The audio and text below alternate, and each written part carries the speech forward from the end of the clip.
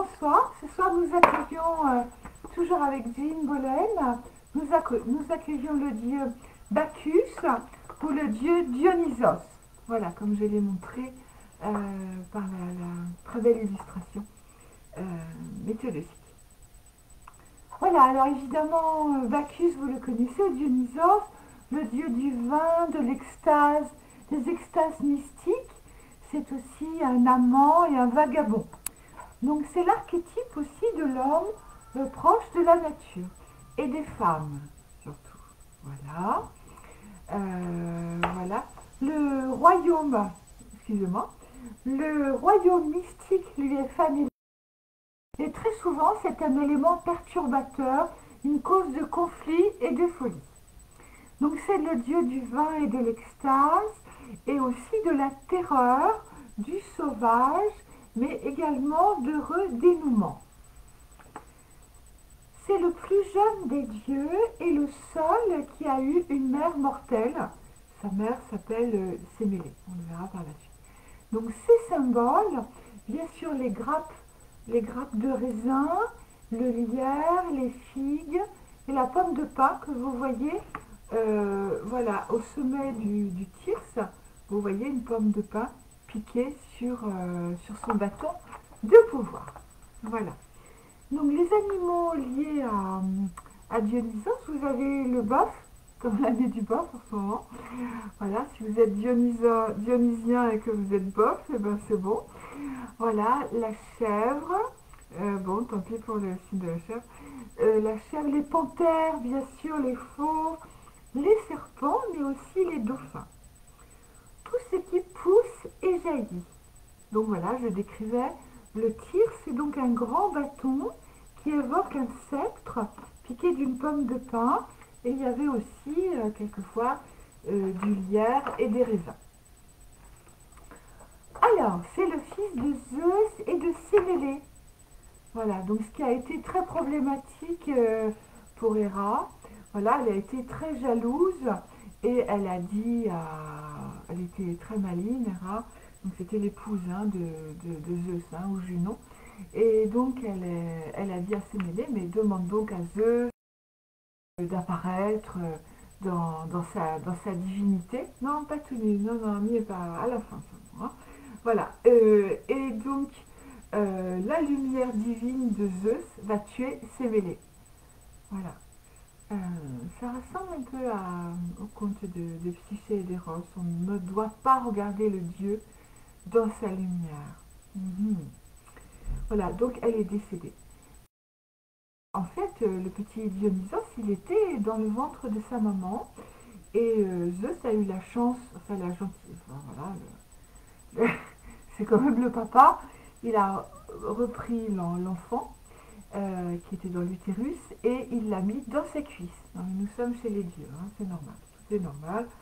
Voilà, donc il est placé dans la cuisse de Jupiter ou de Zeus. Hein, voilà. Et il avait toujours peur des rats, et il s'est caché en fille. Et voilà. Et il s'est caché aussi, voilà, il s'est changé aussi en bélier. Et il a été transporté chez les nymphes au mont Nysa. Voilà, donc on peut penser que Dionysos, voilà, Dionysos s'est retrouvé, s'est sauvé, changé en bélier. Il s'est sauvé et il a été élevé par les nymphes sur du mont Nysa. Donc peut-être Dionysos. Nysa, voilà. Alors, avec Dionysos, on a beaucoup de folie et de violence. Alors, durant sa jeunesse, il voyage. Hein. Il va aller en Égypte, en Inde, en Asie mineure. Il va aussi traverser l'enfer. Voilà, de l'enfer et jusqu'à Thèbes, qui est sa ville natale grecque, bien sûr. Hein. Donc, partout où il va enseigner, devinez quoi, la culture et la vigne, la culture de la vigne. Non, pas comme Déméter le blé, mais la vigne. Hein. Et en fait, folie et violence l'accompagnent. Voilà, c'est comme ça. Ce cher Dionysos va être purifié par la déesse Cybèle ou Rhea, voilà, et il va être initié par elle au mystère et rituel. Et il va devenir prêtre de cette grande déesse. Voilà, en tant que Dieu lui-même, il est prêtre de la déesse Cybèle. Donc c'est à la suite de ça que normalement sa folie et sa violence s'arrêtent. Alors le mariage de Dionysos, alors il s'est marié avec Ariane, qui était, vous vous rappelez, la fille du roi Minos de Crète. Voilà, et qui avait aidé Thésée à se sauver du labyrinthe et à se sauver du Minotaure. Voilà. Hop, non, par ici. Voilà, donc Thésée, au lieu de remercier, ah ben, fallait pas se taire, hein, Thésée, hein. Au lieu de remercier Ariane, eh ben, il l'a abandonnée sur l'île de Naxos. Bon, et devinez qui va venir la sauver? Eh bien, notre héros du jour, hein, notre dieu héros, donc Dionysos va venir, va rescaper Ariane sur l'île et va la sauver. Et il va la faire monter là-haut. Donc dès qu'on monte au mont Olympe, vous devenez immortel. Okay, et elle va devenir une déesse crétoise de la lune, Ariane. Il en fait des choses, ce Dionysos. C'est pour ça que j'étais contente de vous le donner. Il va aussi ressusciter sa maman. Voilà, Sémélé. Vous savez qui était morte sous la lumière trop vive de Zeus, son amant, hein, Zeus, voilà. Eh bien, voilà, il va redescendre la chercher chez Hadès. Donc, vous savez où habite Hadès, hein, on l'a déjà vu avec Perséphone. Et on a vu Hadès en long, en large. Donc, il habite dans le Underworld. Et en fait, donc il va la chercher et il la remonte également sur l'Olympe. C'est sa spécialité, hein. Monter, descendre, enfin descendre et monter, voilà, surtout. Et maintenant, elle va être rétablie et devenir immortelle. Et en fait, vous verrez que c'est le seul Dieu qui sauve et qui rétablit. Alors, les adoratrices du Dieu sont dans les montagnes sauvages et elles dansent. Donc, vous connaissez les bacchantes ou les ménades. Hein, voilà, c'est comme ça qu'on les appelle. Bacchantes facile de Bacchus et ménades. Et elles sont possédées, elles vont danser, possédées, grisées par la musique et le Dieu. Voilà. Donc ça va devenir évidemment des orgies avec du vin, des tambours, des chalumeaux, des pipeaux, des cymbales qui vont conduire l'extase et elles ne font plus qu'un avec le Dieu. Il y avait d'ailleurs le festival, j'ai personne ce soir, bon, c'est un peu tard peut-être. Le festival de Dionysos à Delphes était une danse annuelle sacrée. Alors, le destin de Dionysos, il meurt en tant que dieu adulte et il va descendre dans le monde d'en bas et il devient comme un enfant qui renaît. L'archétype de Dionysos, c'est des potentiels autant positifs que négatifs, passant de l'éthéré, voilà, aux émotions très basses. Je vous dis des allers-retours. Il est entre l'expérience de l'extase et les pulsions. Donc il est voilà, dans des oppositions en fait. Hein. Alors, il peut dire, ma vie a un sens sacré, il y a à la fois une partie divine et une partie humaine. Dionysos a un grand lien avec l'enfant intérieur ou divin qui conduit l'adulte sur la voie spirituelle ou l'individualisation. D'un point de vue psychologique, les dionysiens sont souvent voilà, exagérés en comportement, voilà, donc risque d'exagération, d'inflation, sens exagéré de son importance. Mais si l'archétype de Dionysos est réprimé, et les aspects de l'enfant divin, des difficultés s'ensuivent. Voilà, si vous avez un fils dionysien, un enfant dionysien ou une fille, hein, voilà, c'est pas parce que là je vous parle d'un dieu, une femme peut être très liée à l'archétype dionysien. Voilà, quand on réprime un dionysien voilà, qui passe d'une extase à une autre, voilà, il va ne pas être authentique.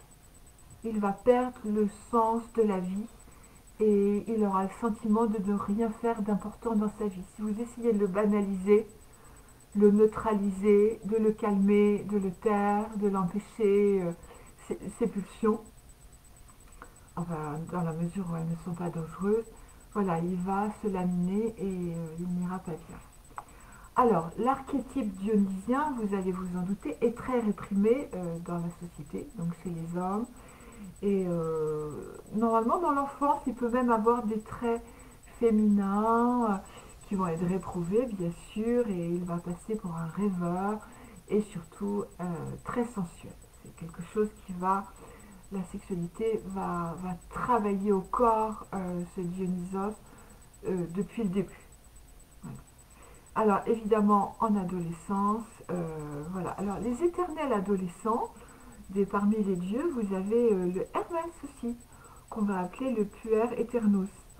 Voilà, et tous les deux, donc ils sont intenses en émotion, voilà, ils oublient les obligations, voilà.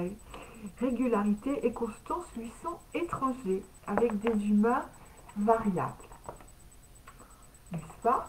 Voilà, tout ça c'est traduit de Jean Bolen, hein, heureusement, il y a un bon dictionnaire anglais. Voilà, alors, c'est sa façon d'écrire, c'est vrai que je trouve peut-être, je veux dire, un petit peu décousu, mais je pense qu'on s'y retrouve. Voilà, enfin je vous souhaite vous y retrouver. Alors, c'est un peu un camailleux hein, sur chaque dieu, évidemment, puisqu'on parle des archétypes, donc on parle du dieu avec la mythologie, et en même temps, on rejoint, euh, on rejoint voilà, le dieu tel qu'il est, tel que les êtres le vivent.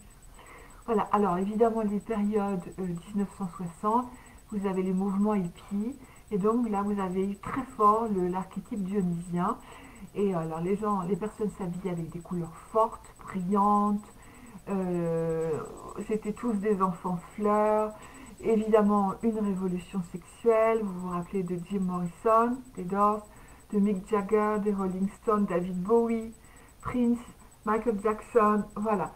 Et c'est amusant, vous allez remarquer qu'ils ont tous effectivement une apparence androgyne, mais ils ont évidemment une face cachée sombre aussi. Voilà, voilà.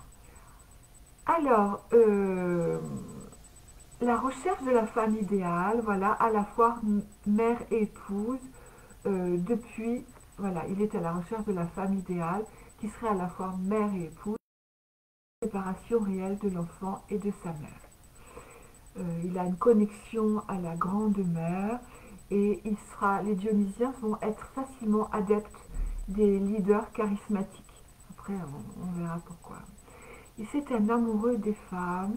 Il est en extase de leur faire l'amour. Les femmes sont attirées par le type dionysien parce qu'il va sembler toujours comme un enfant abandonné. Vous savez, comme la chanson Motherless Child. Voilà. Donc c'est une attraction terrible. Les femmes ayant 80% un instinct de mère, elles seront très attirées par l'aspect dionysien qui va vite se réveiller en enfant sauvage. Alors il y a aussi, bon il n'y a pas que le mouvement hippie lié à cet archétype, il y a aussi les expériences chamaniques. Donc là vous pourrez lire Castaneda, évidemment, l'herbe du diable ou la petite fumée, et Lynn Andrews, que j'aime beaucoup, beaucoup, femme chaman. Voilà. Et il est attiré par les états de conscience non ordinaires. Donc rappelons que Dionysos était aussi un initié et un prêtre de la grande déesse. Voilà. On peut parler aussi, relié à cette attraction de Dionysos, on peut parler aussi de la fée Morgane, dans les brumes d'Avalon. C'est un peu cette atmosphère de magie et euh, voilà, c'est tout à fait l'atmosphère dionysienne. Voilà, c'est pas parce qu'on s'appelle Morgane que voilà, on peut avoir l'archétype dionysien. Alors, on parle d'une double personnalité, c'est Dionysos. Voilà, il peut être exquis et terrible d'un moment à l'autre. Normalement, passer aussi d'un amant passionné à quelqu'un de distant, de froid. Voilà. Euh, Par contre, ce qui n'était pas le cas des Ménades ou des Bacchantes, voilà, qui étaient des adoratrices de Bacchus, hein, de Dionysos, et qui étaient, elles, par contre, complètement en transe. Voilà, et qui devenaient dangereuses. Alors, l'archétype de Dionysos va donner profondeur et intensité aux émotions, génère des expériences spirituelles, voilà, ou physiques érotiques fortes. Voilà, vous avez un amant dionysien, vous ne vous ennuyez pas, ça c'est évident. Et il va vous surprendre à chaque fois. Alors, ok, il y avait évidemment des conflits Dionysos. Il peut être en conflit nombreux avec Héra, car il provoque des... Si vous êtes du type d'Héra, ce sera difficile de vivre avec un Dionysien, parce qu'il va provoquer des passions disruptives, et voilà. Et aussi, Dionysos va provoquer des disparités dans les ménages. Il va pousser les épouses à quitter leurs devoirs quotidiens, ce qu'il faisait d'ailleurs avec les Bacchantes ou les Ménades qui quittaient tout pour le suivre dans les extases. Dionysos, c'est très particulier, ce que dit Cymbolène, c'est l'archétype du démembrement, donc le fait d'être séparé en deux parties. Voilà, on va parler d'Osiris, qui a vraiment été démembré, et du Christ aussi. Voilà, et donc il y a, voilà, chez Dionysos, des conflits intérieurs, des oppositions. Il peut naviguer entre la sensualité ou l'ordre religieux. Il peut y avoir aussi une automutilation. Alors, si vous voulez cultiver Dionysos, si vous en avez besoin, si vous êtes trop Apollon, apollinienne ou pourquoi pas aussi athénienne, n'est-ce pas? Athéna, alors danser et faire l'amour, mais sans avoir appris des pas. Il n'y a pas du tout de pas mécanique. On se lâche complètement, on atteint la transe. Voilà, et on est absolument dans l'ici et maintenant. Si vous voulez goûter l'atmosphère du... C'est tout à fait ça, voilà. Et le lien au corps, bien sûr. L'ici et maintenant, le lien au corps, et danser et faire l'amour. Ok. Et voilà, si vous voulez montrer que vous êtes dionysien, eh bien, vous allez porter des vêtements originaux, et dans la nature, et vous irez danser tout nu comme l'amant de Lady Chatterley. Voilà, à condition que ce soit pas une pluie froide comme il y a en ce moment. Alors, oui, je bafouille le sens de Dionysos, il va y avoir des périodes de crise, parce que tout sera intensifié, les émotions, la sexualité, un manque de conformité, et il aura du mal, surtout s'il a un père, Zeus, bien sûr, comme il a d'ailleurs hein, dans la mythologie, il va manquer d'ambition, de pouvoir ou de prestige. Ça va désoler Zeus, c'est sûr. Hein. Et par contre, il sera talentueux en créativité. Alors, on tourne un peu en boucle, c'est pas grave. On dit que Dionysos attire facilement les femmes vers lui par sa sensualité, son côté enfant. Enfin, on en a déjà parlé. Mais c'est bien, le fait de revenir, ça permet de repenser les choses. Alors, quand il devient important pour une femme, il y a des drames, des ruptures. C'est très tapageur, un amant dionysien ou un mari dionysien. Mais il va être le confident intime des femmes bien plus que la plupart des hommes. Alors lui, c'est vraiment, il aura un score d'amitié féminine exceptionnel. Alors il va aimer la présence d'Hermès, avec lequel, vous savez, le messager au pied ailé, le communicant, hein, et donc celui qui reste éternellement jeune. Avec Hermès, il va avoir des conversations profondes. Il va évidemment admirer Héphaïstos, vous savez, celui qui est au fond le créateur, voilà, auprès de la forge, le dieu alchimique, comme la déesse alchimique avec Aphrodite. Alors, il va apprécier les créations d'Héphaïstos, ok, et Apollon va être attiré par son opposé. Voilà, il est complètement... voilà, et Apollon va être stupéfait parce que Dionysos est un dieu qui pleure, ou un archétype qui pleure à la perte d'un ami. Voilà, vous le voyez vraiment en pleurs. Alors, on reparle de sa sexualité qui est innée et intense. Et il met autant d'intensité dans son énergie sexuelle qu'un autre homme, par exemple, dans sa carrière. Vous voyez, c'est pas mal. L'expérience est importante, pas la conquête.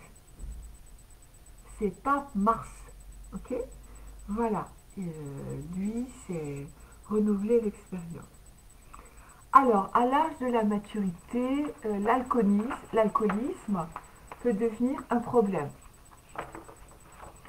Et là, j'ai fait une découverte très intéressante de Jean Bolen, parce qu'elle nous parle, qui est jungienne, hein, elle nous parle d'une conversation que Jung avait avec un monsieur qui s'appelle Roland H, voilà, qui ensuite, ce Roland H qui avait un gros problème d'addiction, et qui est devenu un leader des alcooliques, des AA, voilà. Alors, c'est très intéressant la découverte, c'est que il peut y avoir un espoir par rapport à quelqu'un qui a un problème d'addiction de l'alcool, c'est celui de l'expérience spirituelle.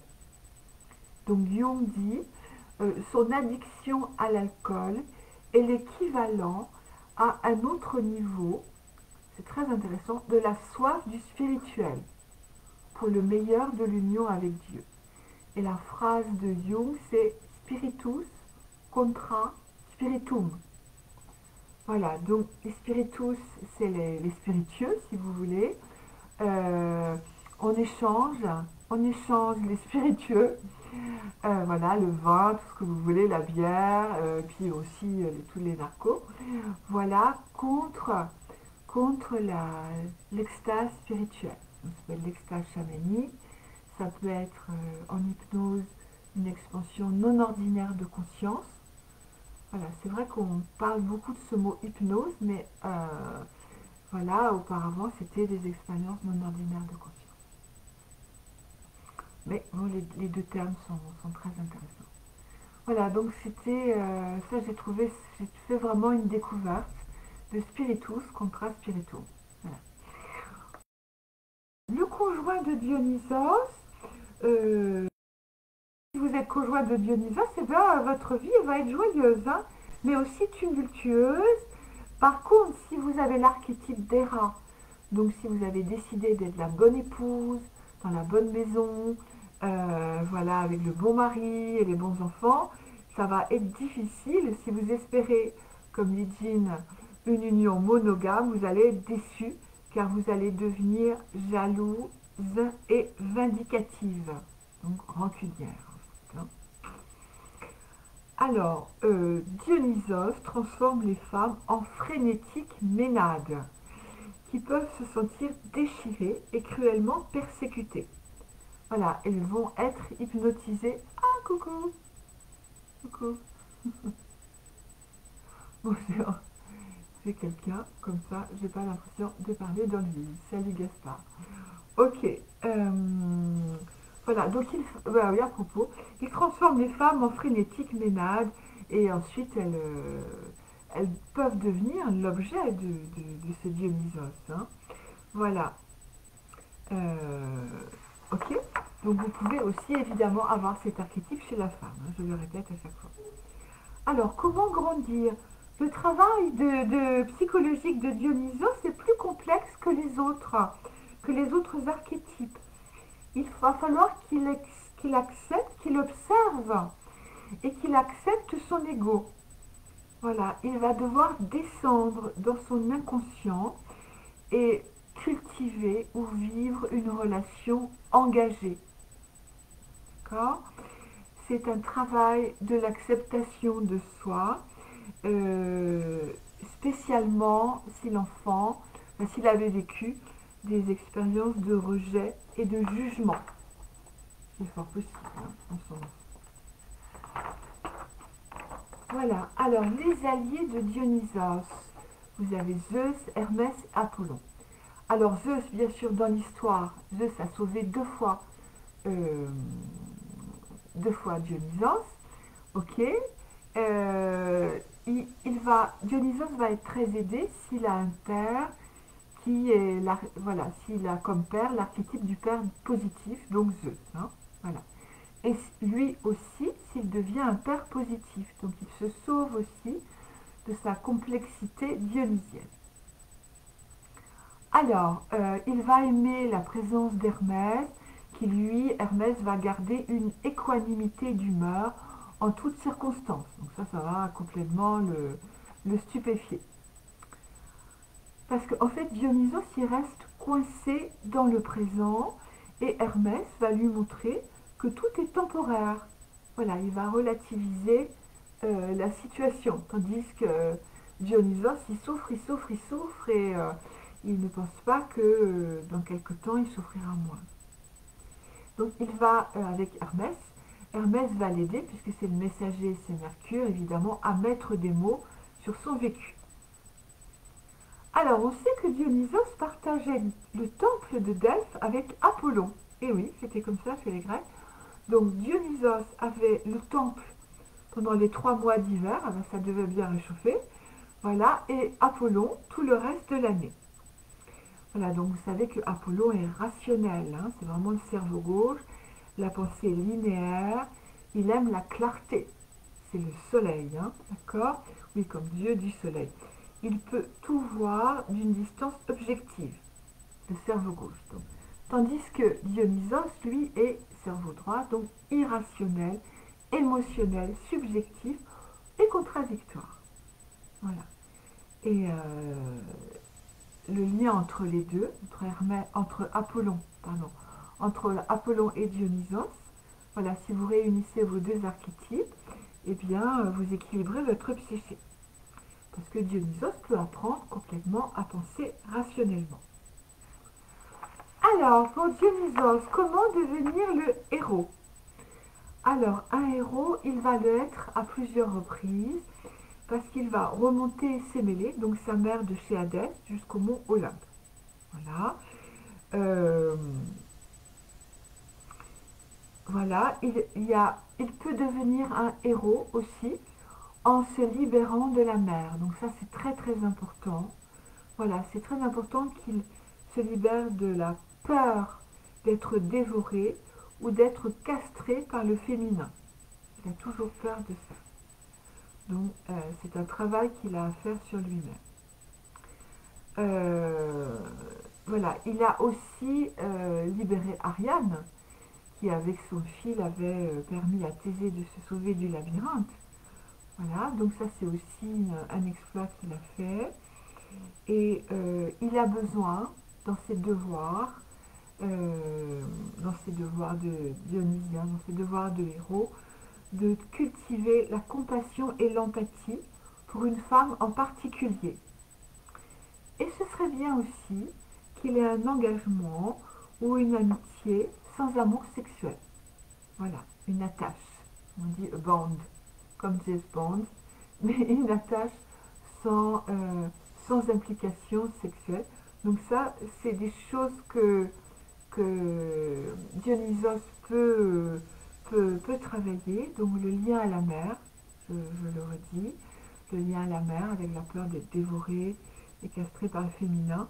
Ce sera très important qu'il travaille ça. La compassion et l'empathie. La compassion et l'empathie pour une femme en particulier.